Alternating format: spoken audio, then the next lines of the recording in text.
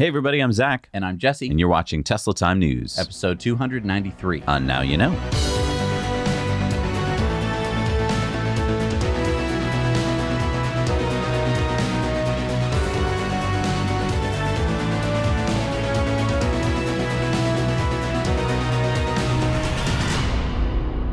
And we're brought to you by our amazing Patreon patrons. You can help support us bring you independent news every week by heading over to patreon.com/nowyouknow, and there you're going to find some awesome perks. Thank you to Keeps for sponsoring today's show. Keeps is a subscription service that makes it easier and more affordable for men to treat their male pattern baldness online. 2 out of 3 guys will experience some form of male pattern baldness by the time they're 35. I am living proof of this, and the best way to prevent hair loss is to do something about it while you still have your hair left.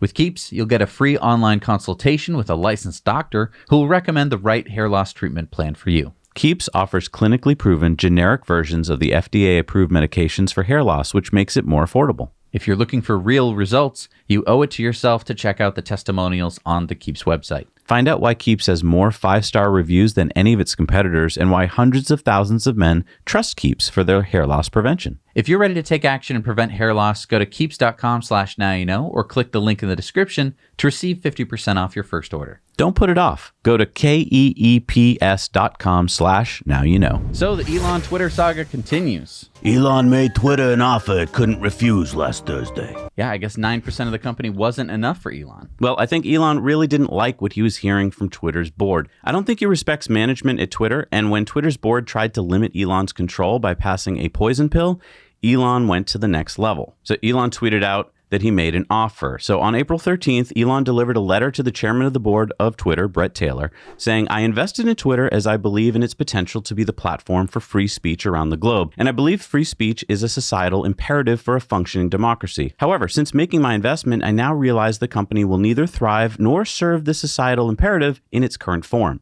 Twitter needs to be transformed as a private company. As a result, I'm offering to buy 100% of Twitter for $54.20 per share in cash, a 54% premium over the day before I began investing in Twitter, and a 38% premium over the day before my investment was publicly announced. My offer is my best and final offer, and if it is not accepted, I would need to reconsider my position as a shareholder. Twitter has extraordinary potential. I will unlock it." He went on to say, "As I indicated this weekend, I believe that the company should be private to go through the changes that need to be made. After the past several days of thinking this over, I have decided I want to acquire the company and take it private. I'm going to send you an offer letter tonight. It will be public in the morning. Are you available to chat? Best and final. A, I'm not playing the back and forth game. B, I have moved straight to the end. C, it's a high price and your shareholders will love it. D, if the deal doesn't work, given that I don't have confidence in management, nor do I believe I can drive the necessary change in the public market, I would need to reconsider my position as a shareholder. Point 1, this is not a threat. It's simply not a good investment without the changes that need to be made. 2, and those changes won't happen without taking the company private." Okay, so that's quite the letter. Yeah. Now, can we talk about, what was the poison pill? What are we talking about there? Boards pass those sometimes when they're afraid of having a hostile takeover. They make it very difficult for someone to come in and do a hostile takeover.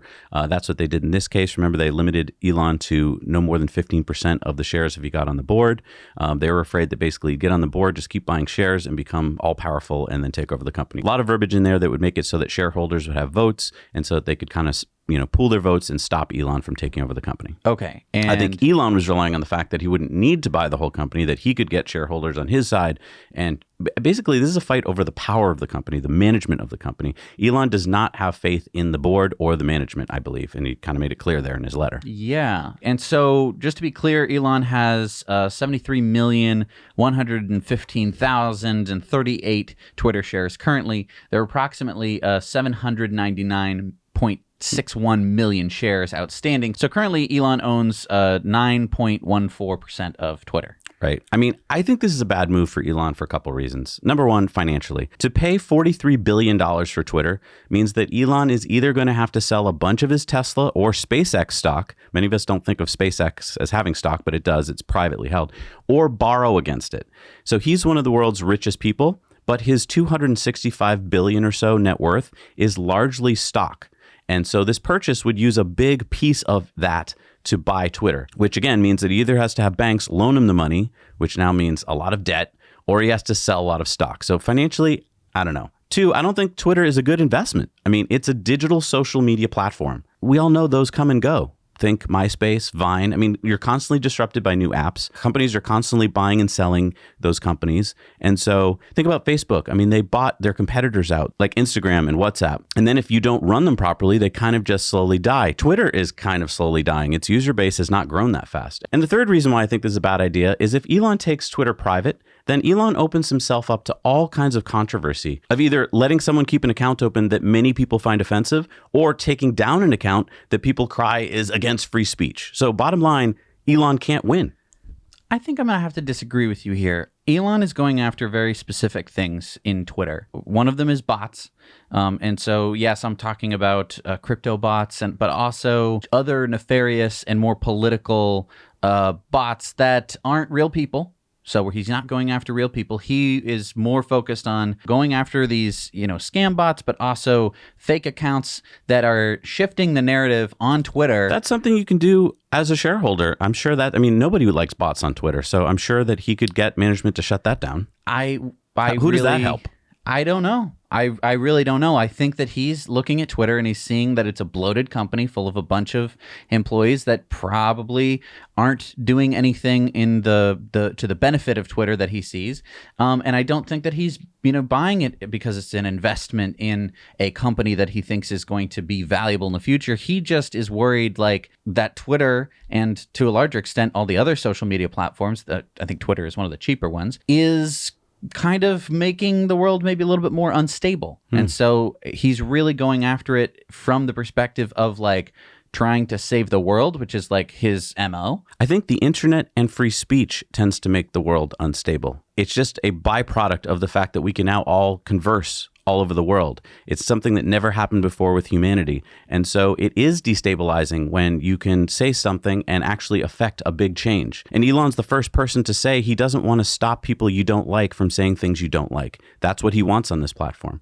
He just wants it to be open so that you can see what's being done in the algorithm, that, they're upvoting that thing or downvoting that thing. Again, things I think he could affect by being a big shareholder. I think that you're right. He could probably do most of the stuff by being a big shareholder, but I think that kind of publicity-wise, being the sole owner of Twitter, now the private company, he would just have a lot more control. He'd be able to get it done a whole lot quicker. You know what we should do?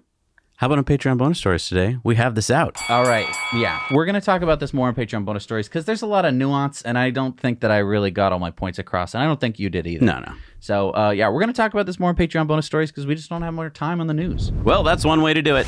I know, right? If you're going to cut costs, that is one way to do it. Oh, you're probably wondering what we're talking about. We're talking about the fact that Tesla no longer includes the mobile charger kit with their cars. Now they are charging an additional $275 for the level 1 charger and $400 for the level 2 mobile charger kit. Yeah, Elon said usage statistics were super low, so seemed wasteful. On the minor plus side, we will be including more plug adapters with the mobile connector kit. And to top it off, both kits are currently out of stock on Tesla's website, so even if you want to buy them, you can't. Now, Tesla isn't the first EV company to do this. Kia's EV6 also doesn't come with a charging cable. Personally, I think it's important to always have a charging cable with you. Honestly, I don't think I've ever used mine without having planned it first, but it just seems like a smart thing to have at all times. Now, we did do a Patreon poll to kind of figure out how people use their chargers. Pretty interesting here. A lot of people use it as their primary charger. I was surprised by that. A lot of Europeans have reached out to us over the years and say that it is a very necessary thing to have in certain places. When I used to go to my sister's house before there was so many new Superchargers, I had to charge at her house. Mm-hmm. And so, I think that this is important, and it seems to have affected Elon because he tweeted out, based on feedback received, we will drop mobile connector price to $200 and make it easy to order with the car. Note, the mobile connector is not needed if you have a Tesla wall connector or to use Superchargers. Recommend installing Tesla wall connector well before car arrives. Elon, I'm sorry, you're a little bit wrong here. You're wrong. You say the mobile connector is not needed if you have a Tesla wall connector or use Superchargers. It's so wrong. I use both. But there are times when having this is necessary because of where you're going. If you're going to, off the beaten path, like resort or something, it's nice to have it. I've definitely used mine at Airbnbs and stuff like that. Well, and I also have a level 1 charger that I charge up with every single night. I use Electron charger. We did a review on that actually. It's I think around the same price as this will be, although I think it's in stock now. And it gets me a little bit more charge. Right. It can put 16 amps instead of the 12 that the Tesla one can. Yeah, the Tesla one is being a little safer, and so it limits your amps, which is a good thing. It's a good thing. Yeah. But yeah, it does limit your speed. I think that this is being a little short-sighted because... Well, do you think they did it for money reasons? I mean, because you were mentioning there's a lot of copper in that wire, and prices are going up. So was it like, hey, if not everyone needs this, let's just save some money? I think that they ran out of chargers, to be honest. Yeah. That's why they're out of stock now. And I think they had to make the call of like, we either are going to stop selling cars or we're going to have these on back order, which is going to, I mean, with the shutdowns that have been happening in China, I wouldn't be surprised if pieces of these chargers just aren't available right now. So they had to make a decision. I don't think that they made necessarily the right decision. I think that this is a decision that they're probably going to roll back on. Is it going to leave some drivers in the lurch? Yeah, maybe. It is a $200 thing, and you can get other chargers elsewhere. I'm just worried that a lot of new EV buyers don't really know anything about this. They probably don't even know that they have a mobile charger. And then at some point, they're going to need it, and they're going to go to the trunk or the frunk and be like, where is it? Because they didn't know they needed it. Right. And then they're going to pull up this tweet and they're going to go, Elon! It can save you. It can. And I think that at the very least, like I always have mine in my car because it's just a safety blanket. Makes me feel good. Oh, okay. But worst case. It's like having a gas can in your car in a sense. Because, yeah, you might be saying, well, but just Zach and Jesse, you know, finding a gas station is pretty easy and stuff like that. Finding a 110 outlet, like a regular power outlet on the outside of buildings, even easier. You can actually find them if you know where to look. So do you remember 3 years ago in 2019 when Tesla said this about the Model 3? Please note, customers who choose leasing over owning will not have the option to purchase their car at the end of the lease because with full autonomy coming in the future via an over-the-air software update, we plan to use those vehicles in the Tesla ride-hailing network. Customers can visit tesla.com/3 now to lease a Model 3. Yeah, I remember.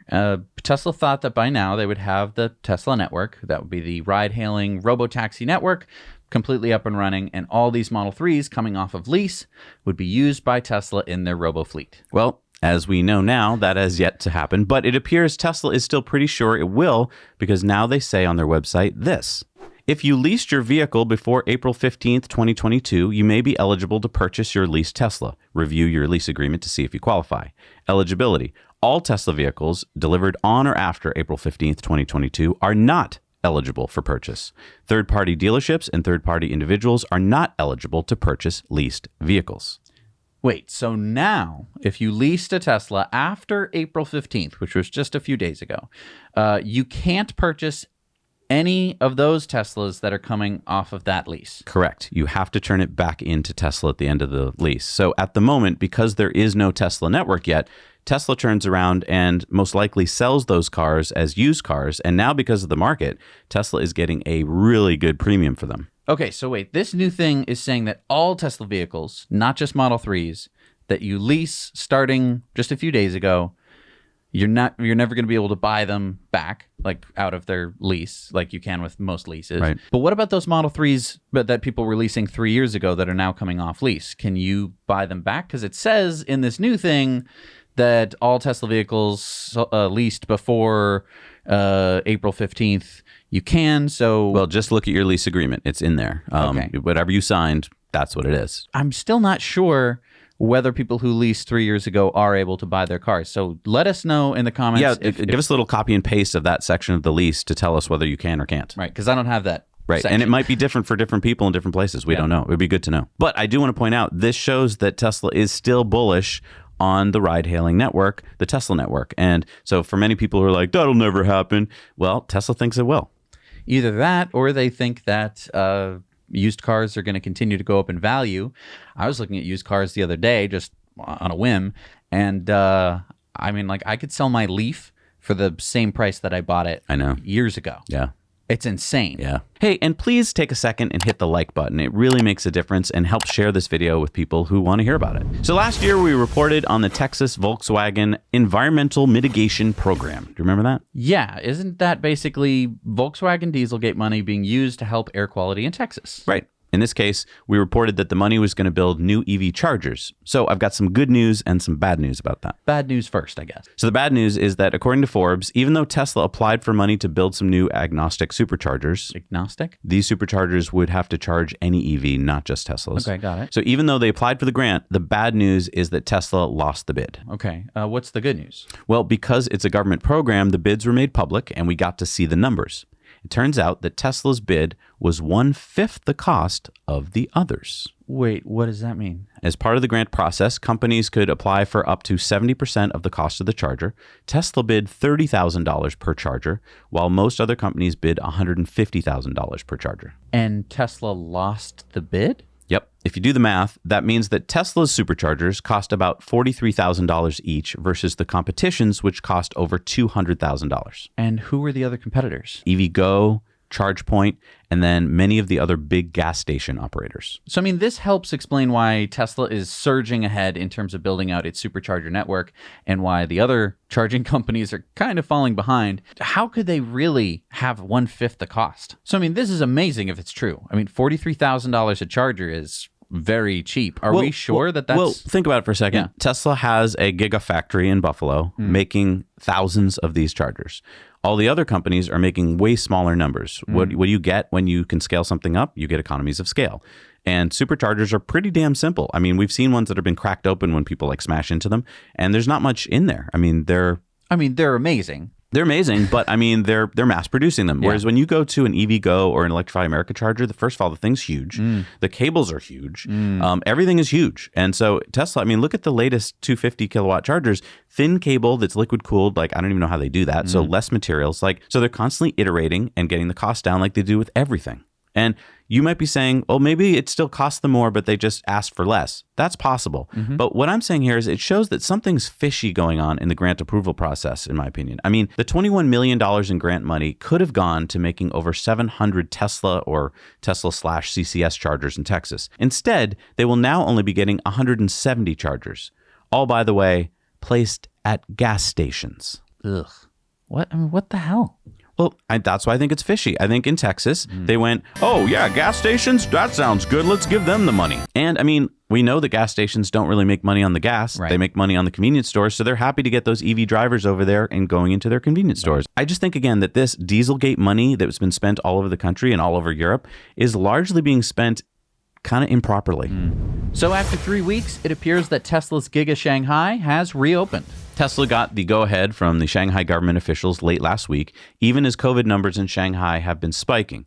Yesterday, April 18th, workers were finally allowed to return to Giga Shanghai, although production didn't start until a day later, today, because of a logistical snag causing a delay.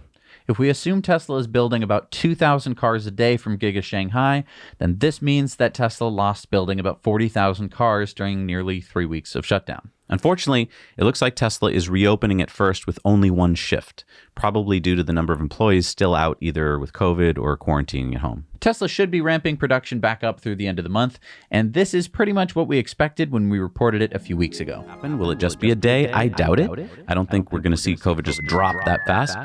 Could it be a week or two? Very likely. Could it even be a month or more? It could. I highly recommend, if you haven't seen it already and you love everything Elon like we do, that you watch Chris Anderson's TED interview with Elon, which streamed live on April 14th. I thought Chris did a really good job interviewing Elon, both in the Gigafactory a week prior and then on the TED stage, talking about a range of topics from Tesla during the tough years of 2017 through 2019, to the future of Teslabot, to Elon's proposed takeover of Twitter, to Elon's Asperger's, and his childhood. In part of the interview, Elon shed more light on his view of what happened back in 2018 when the SEC investigated him after his now famous tweet. Elon is still really bitter about the settlement that he feels he was forced to take with the SEC. Remember, he tweeted out in 2020 this. He said during last week's interview with Chris, funding was indeed secured. I should say I do not have respect for the SEC in that situation. I don't mean to blame everyone at the SEC, but certainly the San Francisco office. The SEC knew that funding was secured. They pursued an active public investigation nonetheless.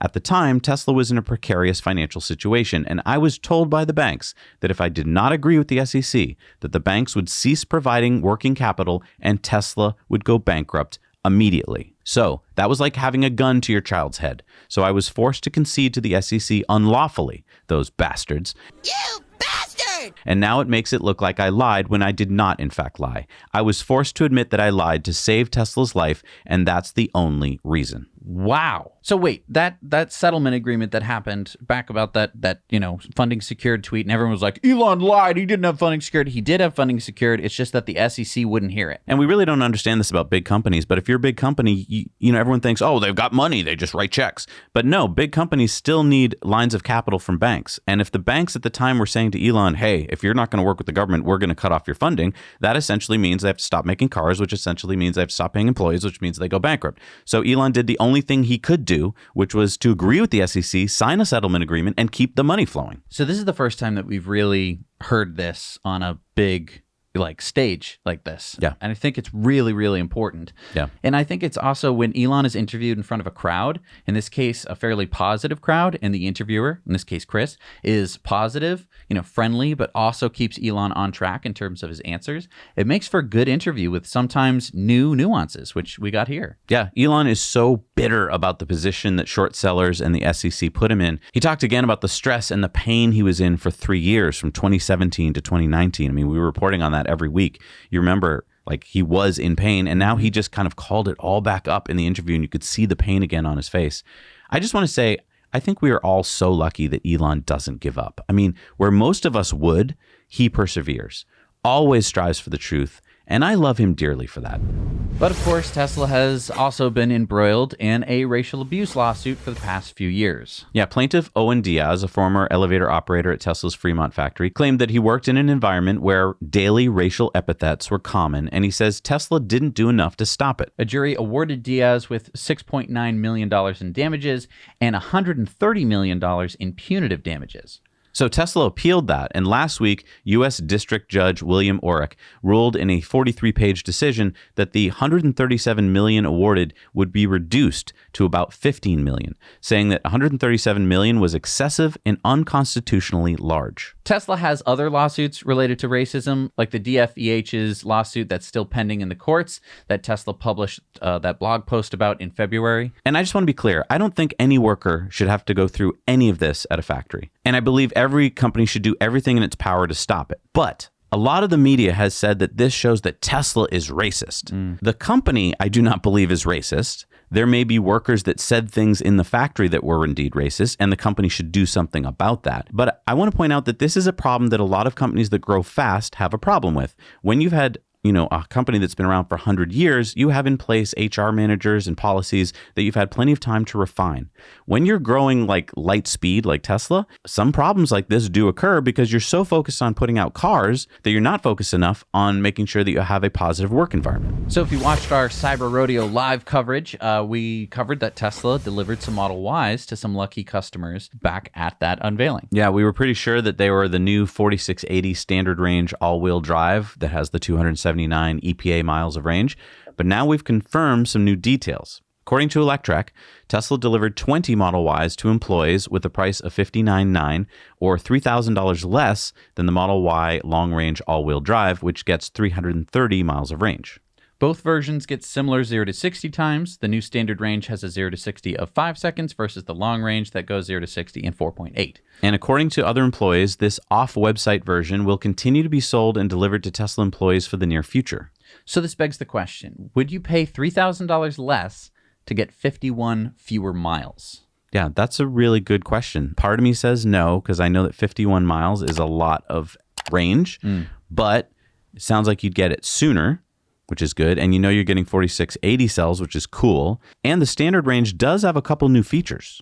I don't know if they're worth the $3,000 less, but magnetic center console armrest and a parcel shelf. I don't know if that's worth $3,000 less to you. Right. Put in the comments below what you guys would do. So do you remember this bill in Oklahoma, HB 3994? Can't say it rings a bell off the top of my head. Well, at the time, Tesla said if passed, this bill could force Tesla to close its existing locations in Oklahoma and prevent Tesla from shipping cars to anyone in the state, which would force locals to travel out of state to service their cars or pick up their new Tesla vehicles.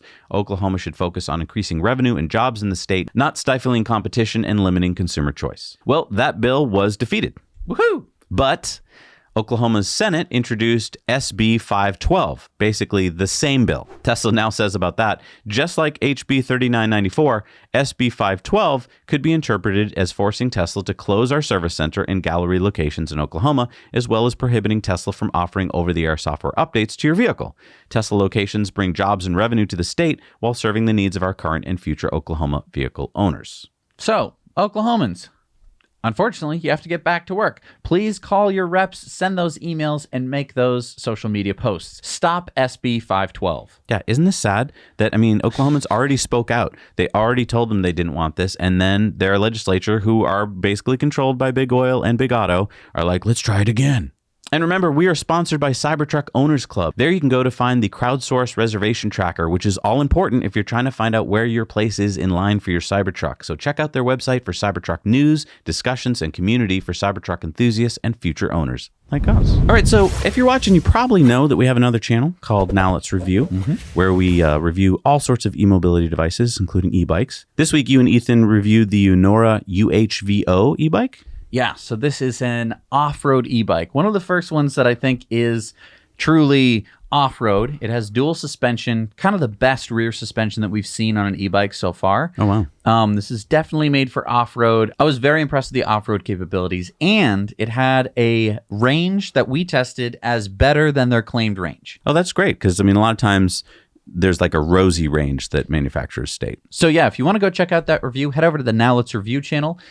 Please subscribe there and check out all of our videos. You'll get a really good sense about like what e-bikes are good and what e-bikes are bad. Yeah, because like over on that channel, we don't just unbox the bike and like, whoa, look, it came out of a box. We actually put it through its paces. We test its range. We test it off-road. We try and break it. Like we really want to show you what it's really like, not just the day we get it. So you may know that we picked up our Rivian R1T pickup truck about a week and a half ago. Yeah, we've been busy testing it, reviewing it, picking stuff up like tents, tables, sofas, chairs, and e-bikes. And yeah, I think we've done more with this truck in a week than I imagined we could do in 6 months. Well, it turns out that the R1T can do something that we haven't tried yet. Wait, what are we seeing here? This was on Reddit, posted by Not Nearly Normal, claiming that a friend spotted this while driving down the road in Normal, Illinois, a Rivian R1T helping to pull a semi-truck out of a ditch. Whoa, so is this the next thing we have to test in the Rivian? We've got a lot of stuff coming up. For instance, we've been testing the range, the driving modes, and the charging with the R1T, and we'll be sharing that with you soon, so make sure to subscribe because there's a surprise. Yeah, it's been so exciting driving around an electric pickup truck. We've been turning so many heads and had so many people stop and want to talk about this, and it's something I haven't truly seen since I drove Sparky with you back in 2016, and that only happened usually when we opened the doors.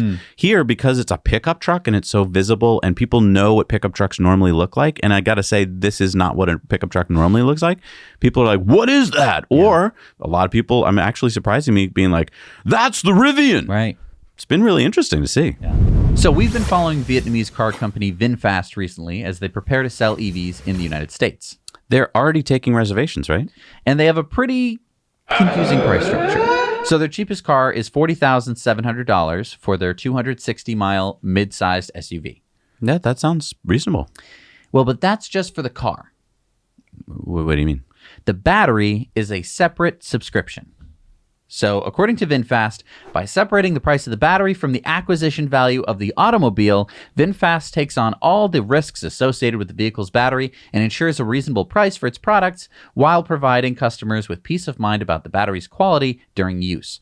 VinFast also commits to provide a lifetime battery warranty covering all maintenance and repair costs and will replace the battery for free when the charging capacity dips below 70%. The battery subscription policy is considered a key solution for customers to make a transition to electric vehicles easier, allowing VinFast to become the car for everyone. All right, so how much are we talking here? Well, that depends. Do you want the flexible plan or the fixed plan?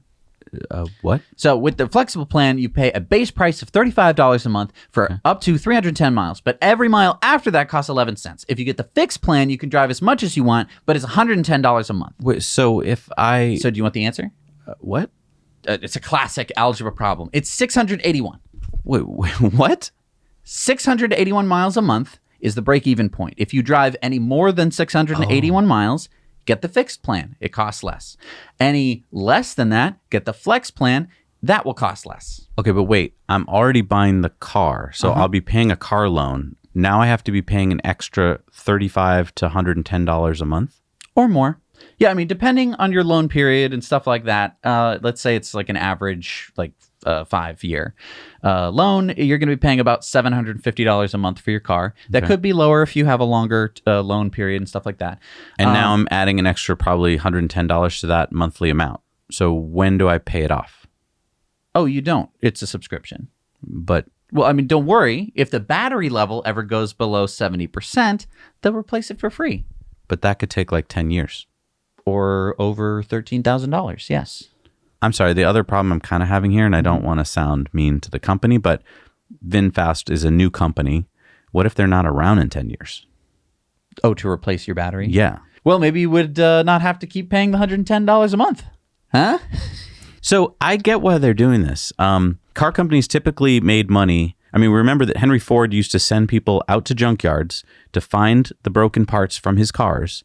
And when they couldn't find a broken part, he would lessen the quality of that part. So like rear axles, they never found them in the junkyards. So he said to his engineers, make the rear axles thinner so they break more often. Why? Because if they break in, say, 5 years, you're still happy with the car, but now you need a new rear axle, which you have to go to Ford to buy. Now with electric vehicles, nothing really breaks. I mean, except for tires and stuff. Yeah. And so car companies are like, how do we make money? Well, this is a pretty good model. You just keep paying a monthly subscription for the battery. Right. In the future, they said that the battery could be that you own 50% of it and rent half of it. I've never heard of owning something. I'll take half the cells. Right. Like what? I don't know. So Okay. that's one thing that they're considering. In I the don't know. future. Please comment below. I don't want to be negative about this. Maybe it's a good thing. I mean, maybe so. Like, do you like that idea or not? Right. They're not the first company that came up with like a battery subscription model, but it is just kind of a weird thing at this point when we're used to buying cars. So unveiled at the New York Auto Show, Deus unveiled their first electric car, the Viana. Whoa, Jesse. Why are we covering this? This sounds a little like vaporware-y. Oh, it is. I mean, Deus, which of course is the Latin word for God. Talk about conceited. They are a 2-year-old company started out of Austria, Oh, that's why it's called Viana. except it's spelled like this because of course it is. Well, if you hate it so much, why are you bothering to report about it? Oh, because EVs need this kind of nonsense. What are you talking about? This sort of over-the-top car that you can't buy is exactly the thing that will help EVs get into the mainstream. You've got to have your McLarens and Bugattis and other completely unattainable cars, except now they're EVs. And they've got to be out of Austria and partnered with Ital Design, I'm telling you. But why? I mean, you're never going to drive one. And nobody ever needs to. They just need to see it and hear about it. This is just like when Drake was in the Mercedes Maybach, you know, that electric car that nobody owns except Drake apparently has 2 of them. And people go, what is that? And it's like, oh, that's the fancy electric car. And people go, oh, electric car, fancy. Good. Good. And to me, perfect. Because who decides who buys what car?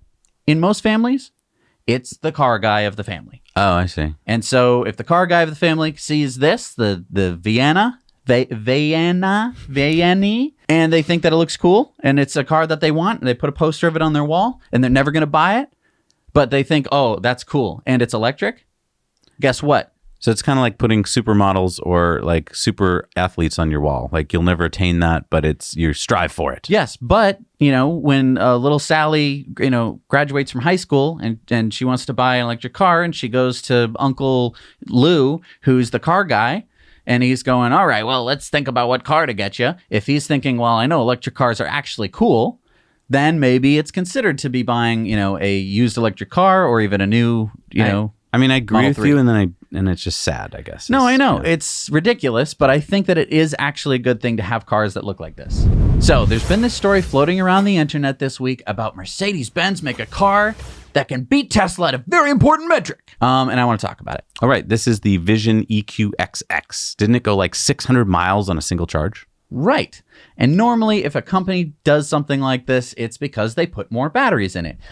One. But this is not the case. Mercedes was able to do 620 miles on a 100 kilowatt hour pack, the same as a Model S. And just to be clear, a new Model S has a range of 405 miles. Right. Now, that's EPA's estimate. You can get more or less depending on how you drive. So did they drive this slowly? Because remember that company Next Move in Germany? They got over 700 miles out of a bog standard Model S by traveling at like 23 miles an hour. According to Mercedes, they got up to 87 miles an hour. And if you read a little deeper in their press release, their average speed was 54 miles an hour, which is Slow, but not super slow for an average speed. right. So it's not fake numbers. Okay, so then how did they do it? Well, this is where I think some people tend to miss the point. Mercedes did a lot of work to get the car this efficient. First of all, it's smaller than a Model S. So it has a frontal area of 2.12 square meters. Compare that to a Model S that has 2.34 square meters. So it has to move about 10% less air out of the way. It also has a more slippery body.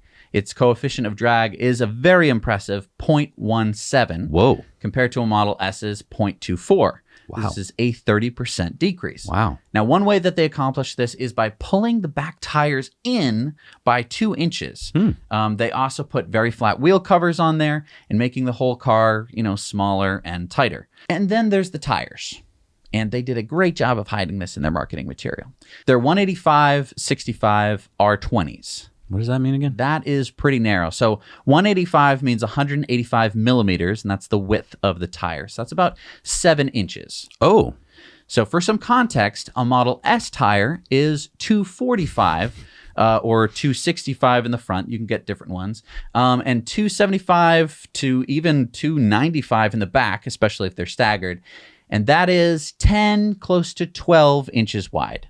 wow. And I mean, there's a reason for that. Oh, yeah, you can't do 0 to 60 times like a Model S without wide tires. And also, in control and safety-wise, wide tires means more rubber on the road. But it uses more energy to have wide tires. Exactly. So you make all 4 tires narrower. You save about 280 millimeters between all 4 of them. And that's about 30% decrease in the amount of rubber on the road. That's like one less tire. Yeah, that's similar to taking an entire tire off of a Tesla Model S and using that rubber on the road to try and drive around. Whoa, I didn't think of it like that. And those tires that they have on there are the most eco things they can find. Turanza Ecos, which I can't seem to find anywhere. So that means expensive. Yeah, I mean, it's experimental stuff, which is totally fine for a concept car. Well, but they must have had some other tech that really... It had a lighter battery. Again, not cheap. The whole car was only 3,869 pounds, almost 700 pounds lighter than a Model S, or 15% lighter. Wow, so this is like a Model S on a diet. Yeah, and it only has 180 kilowatts of power. For context, my Model 3 has nearly double that. A Model S long range has over 500 kilowatts, and a Plaid has 760 kilowatts of power, or over 1,000 horsepower. Oh, so I mean, this probably means we don't know how fast it accelerated on these trips. And so if it had slower acceleration, that's a lot less juice. Exactly. Now, let me be clear. I have nothing against Mercedes for making this interesting and valuable example of how to make an extremely efficient car. What I do have trouble with is dumb people who think that this car is affordable, practical, or in any way a threat to Tesla. I mean, this is stacking a bunch of engineering trade-offs that make the car less usable. You put them all together, package it into what is essentially a PR stunt. Yeah, I mean, to your point, it's a concept vehicle. We don't know the price. We don't know how usable this car is. Yeah. And so it's easy to say, it's a Tesla killer, Right. when indeed it is not. We don't, exactly. And so everyone's saying like, oh, all the technology in this car is going to trickle down into all of Mercedes-Benz's other things. First of all, 600 miles of range isn't something that anybody needs. No. We've already seen that people will buy a car with around 200 miles of range and be pretty happy with it. It is such a common problem that I get from people. I've been driving around the Rivian and people are like, what's the range? I'm like, about 300 miles. And they're like, yeah, I need more than that. And I'm like, well, but every morning you leave your driveway with the 300 miles of range. So are you driving to another city every day? Right. And people are like, oh, And it's like, so you don't even know, but you just blurted that out. Right. Exactly. And so I think that they're taking advantage of this. Well, if we can just get the range to some ridiculous level, then everyone's going to think that it's great. And it is great. The efficiency of this is awesome. And maybe some of this tech is going to make it into the cars, but are they really going to make a car with this many engineering trade-offs? It's like saying, I would buy a Toyota Corolla, but I need more acceleration. And it's like, okay, so you want a Bugatti? Like what? Exactly. So Toyota's all-electric BZ4X has now been officially launched, and we have pricing. Coming to U.S. dealers this week, the MSRP starts at $42,000. This is for the front-wheel drive EPA range of 252 miles. It gets 119 miles per gallon equivalent combined. That's not bad. The all-wheel drive EPA range of 228 miles gets 104 miles per gallon equivalent combined. But what I want to talk about is that Toyota just announced that they're going to be losing the U.S. tax credit soon. So take a look at this chart. Whoa. How could they possibly be losing their tax credit? They haven't sold any EVs. Because their PHEVs, their plug-in hybrids, counted. Oh, so the Prius Primes and stuff like that. Huh? Right. So if you're thinking of getting one of these, you have till about September 30th, I think, for the full $7,500 tax credit. And then it goes down to half of that, $3,750, until March 31st. Now, I don't know if these dates are exact because it does depend on sales. So I don't know if these are what they're expecting to happen. But it's by quarter, right? Yeah. So, I mean, this shows you that, the tax credits are dropping. So if you're thinking about a car like this, you might want to get in quicker. Now, we've talked about the Toyota BZ4X before. It's going to be the exact same thing as the Subaru, I believe the Solterra, the exact same car. And the Lexus. So if you, maybe, wait a minute, Subaru has not sold any EVs. Oh, so just go get the Subaru. You could get the same car just as a Subaru. Good point. Hey, tip of the week. Hey, and if you want to share some of the clips you've seen on today's show, head on over to the Now You Know Clips channel. It's another channel that we have where we chop these into bite-sized clips that you can easily share with your friends and family. All right, it's time for Into the Future, sponsored by our friends at Henson Shaving. And you just shaved this morning. I did. And one of the things that I think is really interesting is that with a cartridge razor, everyone sort of imagines that animation that you see on Gillette commercials where it's like one blade comes in and takes off a little bit of the hair, and then the next blade comes in and takes off another little bit of the hair. That's not what happens at all. No, what right? happens? It's not like cut. The first blade comes, hits the hair, and goes. And pulls it out? Pulls the hair out of the follicle. Then the next blade comes in, cuts it below the line of the follicle. That sounds great. And then your hair pings back into your... Isn't that what you want? I mean, that's awesome. It's great for the moment after you shave. Okay. Because it feels, baby, soft. Yeah. There's no hair is in your face now. Right. The reason why you get ingrown hairs is because of that. Oh, right. Some of them can't get back out. And so having a single blade razor with really good blade control where the blade isn't going to be flexing a lot and like allowing itself to pull hairs out of your face leads to a much nicer experience for your face. So that's why I like my Henson razor. You can get yours and 100 blades for free if you use the code NOWYOUKNOW at checkout. So as we reported on Cyber Rodeo Live a couple weeks ago, Elon said that Tesla is aiming for the start of production of Optimus Subprime, the humanoid Teslabot, which he thinks will start production in 2023. Now we're starting to see even more hiring activity at Tesla in the Teslabot department. Yeah, look at all these jobs they're looking for. Motion planning and navigation, deep learning engineer scientist, electrical engineers, and control engineers. For instance, Tesla's job website says Tesla is on a path to build humanoid bipedal robots at scale to automate repetitive and boring tasks for manufacturing logistics. Core to the Teslabot, the motion planning stack presents a unique opportunity to work on state-of-the-art algorithms for motion planning and navigation, culminating in their deployment to real-world production applications. Our motion planning software engineers develop and own the stack from inception to deployment. And what I thought was interesting is that almost all the jobs are for Palo Alto, not Austin. I kind of thought this was going to take place in Texas. I think you need some Silicon Valley minds to be working on this robot. Now, I've heard a lot of people say, oh, this is just a joke. Elon's just kidding about Teslabot. No, in fact, if you see Chris's interview on TED last week, Elon is super serious about Teslabot. He didn't really fully, I don't think, understand it until the Model 3 ramp, when he was really thinking about robots doing things. And I think he still thought robots meant robot arms, like you see in factories. And then I think he realized, oh, you need robots that can actually move around like humans and figure things out and be more adaptive. Right. And so then as he worked on AI and realized that was kind of the limiting factor, and he was able to solve AI in the real world, with 2 cameras like we have, I think he click, the light bulb went off, and he was like, let's also make Teslabots. Right. So for anyone who's saying that oh, Elon's just kidding, why would he be hiring people? Right. That's my question to you, stupid commenters. All right, it's time for Going Green, sponsored by Ecoware. Ecoware makes shirts that are sure to start conversations with people that you might know, because people are going to go, what is the Fremont factory? Why is it 2010? And you can have a conversation based on that. Also, everything on Ecoware is completely carbon offset, from the manufacturing, the shipping, and the life cycle. That means you washing it and throwing it away. We've carbon offset all of that. And on top of that, we plant multiple trees, and we help cap wells with the Well Done Foundation. So we're not only planting trees, which is going to absorb CO2, we're also preventing methane spewing oil wells from continuing to spew methane into the air, which of course is a terrible greenhouse gas.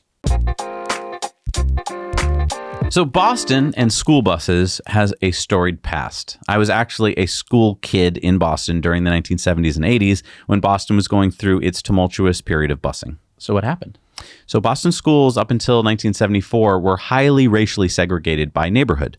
Then in 1974, the courts ordered that the schools be desegregated, and that meant busing kids around the city to better distribute schools from what had predominantly been black and white schools. My typical bus ride, for instance, when I was 12, was about 45 minutes each way to get me to a different neighborhood. So why are we talking about this on Going Green? Well, the good news is that the new mayor of Boston, Michelle Wu, announced last week that the Boston Public Schools, which currently has 739 school buses, will start an electric bus pilot program during the 2022-23 school year, deploying 20 new electric school buses. And ultimately, all of Boston's school buses will be electric by 2030. And what's this train the trainer thing that I heard about? Yeah, it sounds pretty cool. The Boston Public Works Department and Madison Park Technical Vocational High School will have this program called Train the Trainer, where 10 mechanics from various city departments will be trained to service and repair the electric school buses, and then they will be deployed to teach their newly acquired skills to students at Boston area vocational technical colleges. On top of that, electric vehicle training will be integrated into the core curriculum at Roxbury's Madison Park Technical Vocational High School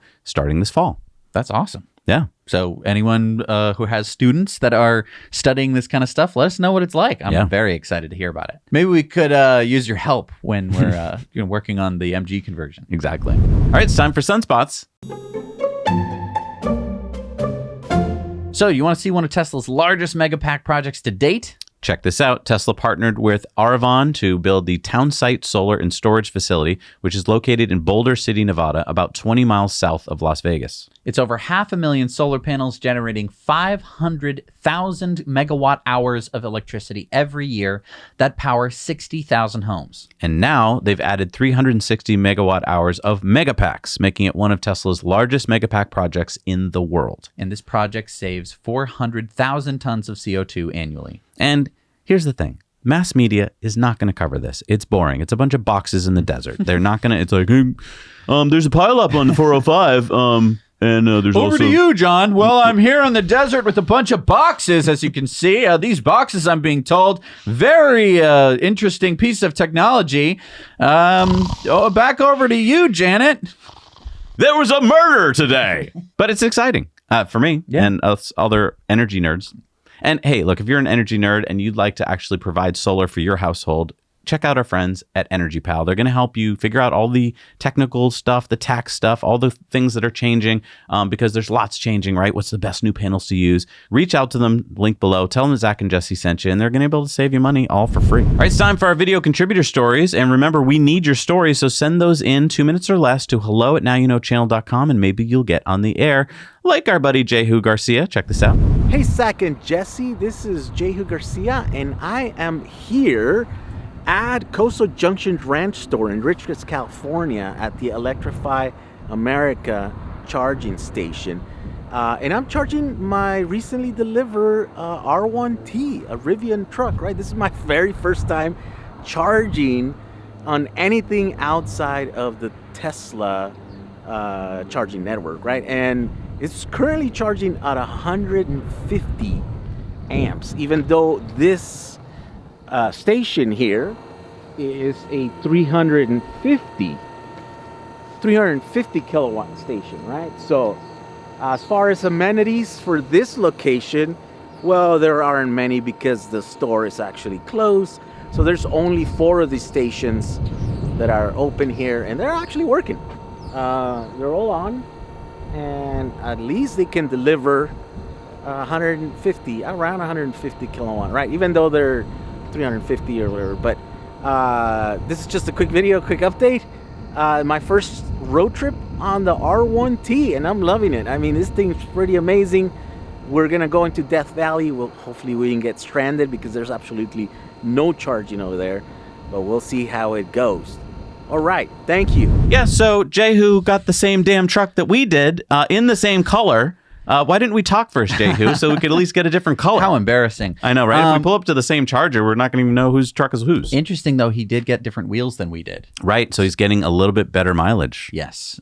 So I think that's interesting. Maybe we can, I mean, our weather is never going to be the same. No, I mean, he's driving in Death Valley, right? Right. I don't know if he made it out of Death Valley. I hope he did. Jehu, I hope you made it out. But by the way, head on over to Jehu's YouTube channel. I mean, he is the expert at EV conversions and batteries. So much cool content there. Go check it out. And now it's time for our Patreon bonus stories. Yeah, we've got a bunch of Investor Club bonus stories this week. But for our Patreon bonus stories, we've got a lot of cool things. The Cyber Backpack. A little bit more discussion about that TED Talk with Elon that we can't show you on the here. A study about whether scooters are more dangerous than other things.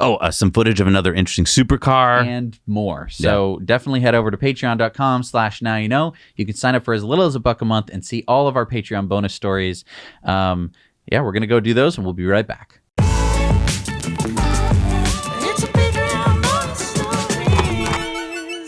All right, we are back from the Patreon bonus stories. It's time for the Patreon shout-outs. These are people that make this show possible. Who do we have this week? We have Stephen L. Schlesinger, Brian Mortimer, Tim Major, Donald Campbell, Todd Battles, David Sprong, Keith Scherer, Jesus Armando Gomez, Albert Davies, Kevin Tagdiri, Michael Herman, Jonathan Eval, Robert Dressler, Todd Davis, Ken Moore, Elena Gilchrist, Kevin Soares, Michael Lambert, Ryan Tech Engineering, David Nondal, Jeremiah Johnson, Dan Storm, Linda Margono, and Peter Stangert. Thank you so much for supporting us. We can't do this show without you. All right, it's time for Community Mail Time. Community mail time. And remember, share your stories with us at hello@nowyouknowchannel.com. I want to see all your cool PV systems, cars, whatever. Pamela and Johan spotted this cool Model Y wrap on Centennial Trail. Not sure where Centennial Trail is. It sounds like it would be like Pennsylvania. Carl says, I work in an office about a mile from the Rivian office or shop in Plymouth, Michigan. An Amazon delivery van that has a Powered by Rivian badge on it came by and I took 3 pictures as it was turning around in our parking lot. Strangely, the license plate holder said Reusch, which is famous for taking ICE cars from the factory and making them very fast. Also, they're located very close to the Rivian office. Maybe they're helping make Rivians better, or more likely helping develop the new van because they're too busy ramping production of the R1T. Could be. Yeah, Reusch does a lot of that kind of stuff. Interesting to see. Kyle says, congratulations on receiving your Rivian truck. I was thinking of you all when I saw this R1T in Indialantic, Florida this past Saturday. And I like that color. Foster spotted an R1T in Tacoma, Washington. And David spotted a Waymo semi-truck on the highway. He said, I saw this driving west on Interstate 20 just south of Dallas last week. Had to exit and let it pass me by as I blew by it the first time. It was driving the speed limit in a slow lane. Thought it was kind of cool. And then I spotted this Rivian up in New Hampshire. And so this is not our Rivian, this is somebody else's, but you can see that they also have the Illinois temp tags on it, which they were very close to the Massachusetts border. And so if they got pulled over in Mass, they would have had a bad time, just like we would have. Yep. Which shows that, well, I don't know what state this car is going to be registered in, because obviously it has temp tags. Right. But if it was going to be registered in Mass, it's not good that they couldn't get the plates in time for delivery. Were you in southern New Hampshire? Oh, yeah, it was Nashua, like the border of Massachusetts. All right, it's time for Supercharger Reviews. Let's see what's out there in the world. What's up, Jesse and Zach? Yeah, that's right. I said Jesse's name first because Zach always gets to go first. Today, Zach, you take the back seat. Jesse gets the front. Let's go for a ride. So here we are, Henry, my son, and I, or he kind of likes to go by Hank the Tank. We're in Davidson, Saskatchewan, Canada, halfway between Saskatoon and Regina. Saskatchewan's two biggest cities. We're on our way to the home opener Saskatchewan Roughriders football game. First game in over 600 days. We're really excited. Anyway, this is Davidson. Here's the Supercharger. That's about halfway between the two. I don't know if it's level 2 or level 3. All I know is it's a Supercharger, and there it is. So it's pretty cool. There's a gas station if you want to get some gas. And other than that, there's a highway, and there's some empty fields. And yeah, that's about all you're gonna get because we're literally in the middle of nowhere. Here's my Nissan Pathfinder. It's a nice vehicle. I'm not parked at the Superchargers, so it's okay. I hope to get a Tesla sometime. But anyway, what would I review the Supercharger location? How about 14 rotten bananas out of 20 pink elephants? I don't know. What do you think, Henry? Yeah, okay, cool. Keep doing the phenomenal job, Jesse and Zach. Go Riders, cheer on the green. We'll see you later. Welcome to the Supercharger in Luczmierz, just north of Łódź in Poland. This new Supercharger has a total of 8 stalls, and half of them is a V3 with a peak charging speed of 250 kilowatt. The other 4 is shared in pairs with a peak effect of 150 kilowatt. The location of this Supercharger is far from optimal. It's located more than 5 kilometers from the big highway A2, going from east to west in central Poland. This part of the highway is a toll road, and you have to pay extra one time when leaving the highway and then pay again to continue the trip after your Supercharger visit. It's located in an industrial area, and it is only one restaurant and a hotel close by, and if you choose to eat while charging, the Tesla app will start to frighten you with a congestion fee, since the car already filled up to 90% even before the food has been served. And I will only give it 3 out of 10 points. 1 for the V3 effect, 2 for the relatively clean bathroom, and 1 for the quite good and tasty food, but after a long wait. Hi Zach and Jesse, this is David from Southern California. At the 250 kilowatt, there's 16 of these Superchargers at Chula Vista, Southern California in the San Diego area. This area is well appointed. There is many fast food and food options. There's Starbucks, there's Jamba Juice. There is 4 banks. There's a Target, there's a Lowe's, there's a Korean barbecue. Across the mall, there's a Vons, there's a Bevmo. There's really everything you need. This is a great one-stop shop. I would rate this 9 out of 10. Now you know. Hey, Zach and Jesse. Phil here from Terrace Bay, Ontario at the 6-stall Version 3 Superchargers. We have a lot around us. We have a small plaza with all sorts of family-owned restaurants of all different types. And we have a convenience store just about a 5-minute walk that way. And so you can use washrooms and whatnot. And this is quite the important Supercharger station again, because it's on the Trans-Canada up in Northern Ontario, pretty far away from major populations and whatnot. So it's an essential Supercharger station, ideally located to be able to travel across Canada in these remote places. Given that and all the amenities around, I would give this a 9 out of 10.